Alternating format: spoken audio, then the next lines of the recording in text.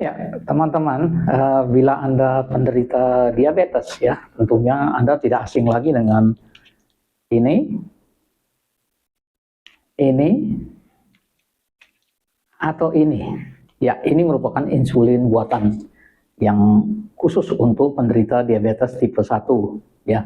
Jadi untuk penderita diabetes tipe 1 memang diperlukan sekali insulin ini. Jadi ini yang terbaru ya, ini yang mix short sama long. Jadi long lasting ya. Jadi ini produk terbaru dia mix, jadi cepat sekali kerjanya.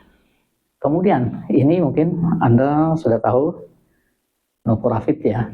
Jadi ini juga insulin, tapi yang sifatnya jangka pendek. Dia langsung bekerja. Jadi digunakan sebelum makan. Nah kemudian yang ini long lasting. Jadi digunakan setelah makan.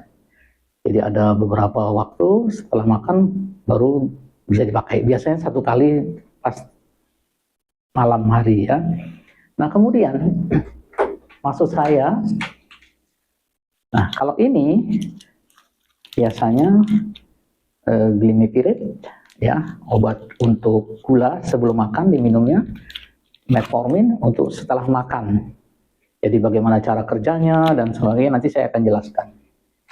Kenapa saya perlu menjelaskan apa itu insulin dan apa itu obat oral ya? Karena cara kerjanya sudah beda. Bagi mereka yang tipe penderita diabetes tipe 1 itu wajib harus menggunakan insulin. Nah, kenapa? Karena pankreasnya sudah tidak mungkin menghasilkan insulin. Jadi kemungkinan ada kerusakan pada pankreasnya. Ya.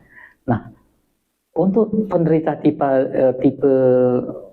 2 ya, karena pola hidup dan gaya hidup itu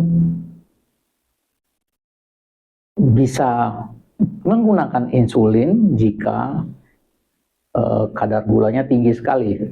Tetapi bila masih bisa dikendalikan dengan obat, maka tidak memerlukan insulin. Lantas apa perbedaan antara insulin dengan obat? Jadi perbedaan antara insulin dengan obat tersebut, ya, sistem kerjanya yang berbeda. Kalau misalnya obat perlu masuk ke dalam lambung, kemudian diolah oleh tubuh, liver, kemudian ke ginjal dibuang. Kalau insulin itu tentunya langsung bekerja di pembuluh, melalui suntikan otot, kemudian diserap oleh tubuh dan makanan bisa dicerna dan diambil gulanya untuk kondisi tubuh, memenuhi kondisi tubuh. Jadi tidak cuma bahayanya, plus minusnya ada. Nah, nanti saya akan jelaskan di video. Suntik insulin, yang umumnya digunakan untuk pengelolaan diabetes mellitus, memiliki beberapa dampak pada kesehatan ginjal. Berdasarkan penelitian, berikut adalah beberapa pengaruhnya. 1. Perbaikan fungsi ginjal pada penderita diabetes. Pengendalian kadar gula darah yang baik dengan suntik insulin dapat mencegah atau memperlambat progresi nefropati diabetik. Penelitian menunjukkan bahwa kontrol gula darah yang optimal berdampak positif dalam mengurangi risiko kerusakan ginjal. 2. Tekanan darah. Insulin dapat mempengaruhi tekanan darah. Penggunaan insulin meningkatkan resisten terhadap hormon angiotensin II, yang dapat menyebabkan hipertensi. Hipertensi merupakan faktor risiko utama untuk kerusakan ginjal, sehingga pengelolaan tekanan darah yang tepat sangat penting. 3. Retensi elektrolit. Suntikan insulin dapat mempengaruhi metabolisme elektrolit, terutama natrium dan kalium. Dalam beberapa kasus, penggunaan insulin dapat menyebabkan retensi natrium yang dapat memperburuk kondisi ginjal. 4. Kesehatan vaskular. Insulin memiliki efek vasodilator yang dapat membantu meningkatkan aliran darah ke ginjal. Peningkatan aliran darah ini bisa bermanfaat bagi fungsi ginjal, terutama pada pasien dengan diabetes. 5. Risiko hipoglikemia. Penggunaan insulin memiliki risiko hipoglikemia. Kondisi ini dapat mempengaruhi perfusi ginjal dan menghasilkan dampak negatif jika tidak ditangani dengan baik. 6. Potensi dampak negatif pada ginjal, penurunan kadar insulin dan resistensi insulin dapat berdampak negatif pada keseimbangan glomerular. Dalam beberapa penelitian, peningkatan kadar insulin yang tidak terkontrol juga mampu merangsang pertumbuhan sel dalam jaringan ginjal, yang berpotensi memperparah kerusakan ginjal. Secara keseluruhan, suntik insulin memiliki dampak yang kompleks pada fungsi ginjal. Pengelolaan diabetes yang baik dengan insulin dapat membantu melindungi ginjal, tetapi kontrol dan pemantauan yang ketat diperlukan untuk mencegah efek samping yang merugikan. Penting untuk berkonsultasi dengan dokter untuk menyesuaikan dosis dan pengobatan insulin guna meminimalkan risiko terhadap fungsi ginjal. Obat diabetes dapat memiliki dampak berbeda terhadap fungsi ginjal, tergantung pada jenis obat yang digunakan.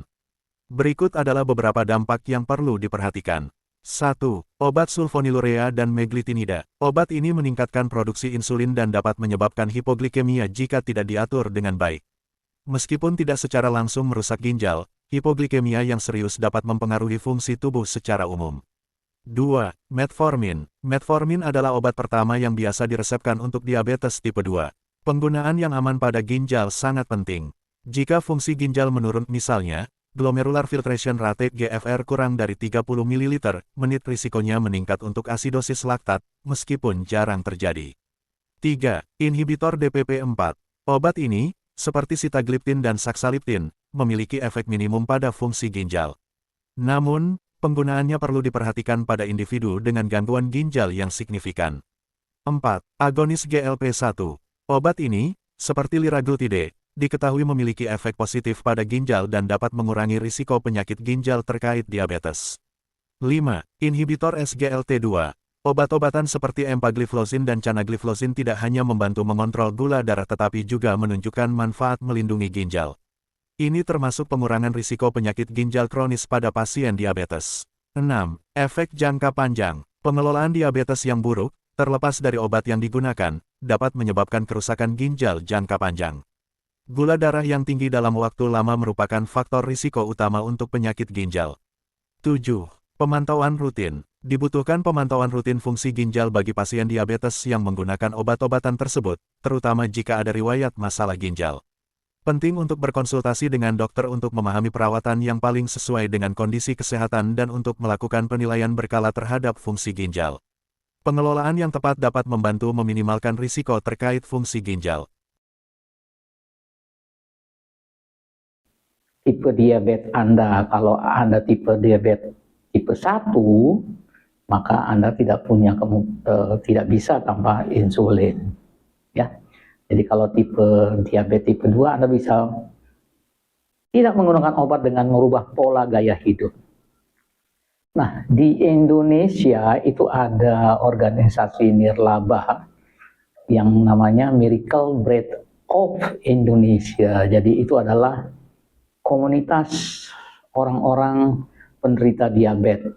Nah, Anda bisa bergabung dengan mereka, ya. Jadi Anda bisa bergabung dan lihat nomor adminnya nanti di sini. Oke teman-teman, jaga kesehatan Anda, kemudian rubah pola gaya hidup Anda ya. Hentikan makan karbo yang berlebihan, lakukan olahraga, hindari stres, ya karena stres ini yang membuat penyakit muncul. Kemudian lakukan puasa intermittent fasting atau puasa jeda. Oke, teman-teman, jangan lupa tekan tombol subscribe dan like untuk